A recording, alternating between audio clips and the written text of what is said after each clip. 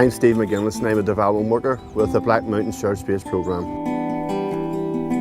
This project is obviously about dealing with the interface and sectarian overtones that had been created along the years. It's about getting in and helping to develop and build up community infrastructures within those areas. It's had all its problems over the years in the conflict. There's been numerous killings and attacks and sectarian overtones. These barriers were created for a safety mechanism to keep the two communities apart. 20 years on from the ceasefire, the first ceasefire, we've been looking at the view of trying to reduce, take away or soften the interface barriers around these areas, as a part to bring the two communities closer together. Like the Million Brick Wall, it's a site that we really want to put a focus on, but it's just getting that local agreement between the two communities. There has been some sites there that we've been able to get quick agreement on between the two communities, and others are going to take a bit longer.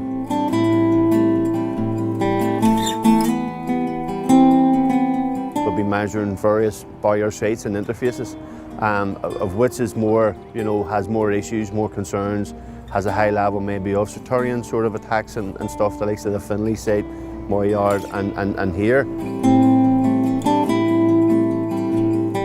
From the barriers having down in Moyard Crescent, things have quietened down to a certain extent. Over a 40-foot fence around properties that were continually being attacked, the windows smashed, providing them with safety glass, safety precautions. We make sure that we do monitor the site that we removed and to make sure that everything's going accordingly. So we're now focusing on Springfield Road gates that lead from Spring Martin down from Spring Martin in. So we'll be looking at those areas as key sort of areas where we think we can get agreement on. It has been successful for the simple fact is that we took a community-led approach, and that was being facilitated through the Black Mountain Shared Space Programme with all our strategy partners around the table. We've seen the big impact where the two communities are now starting to get along. They're making local age agreements together. They're talking, they're meeting themselves, and there's a lot of productive and positive work that's been going on within this area. They always had issues with each other. There was a lot of conflict between the two communities, and the two communities clearly didn't trust each other. But at the moment, the two communities have the confidence and the trust to work together, to leave all those old issues behind. What we're trying to do is, brighten up the area, soften down all of these barriers, and making it an enjoyable place for people to live, and an area where people can come and go freely, and not worry about sectarian tensions or overtones, and make it, a shared space. I've seen over the years when people come in and told interface areas what was happening, and it never worked out. We can't just come in and say, we're taking down a barrier. It's all community-led. Our job really is to facilitate that. We're not there to tell them what to do. We're there to work with them. With great support from IFI and the Housing Executive.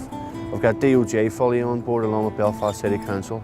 So we've all the right people around the table. We're trying our best to soften down this area, to re-image this area, to regenerate this area, to bring business, to bring funding, to bring capacity into these areas. And we're going to do everything that we can, but most of all for us is that it continues on after the project. And we're confident that through all the residents associations that we're working with and all those people, that the will is there from both communities to keep this going and to see it through to the end. Everybody has been fully on board with the project, and long may it continue.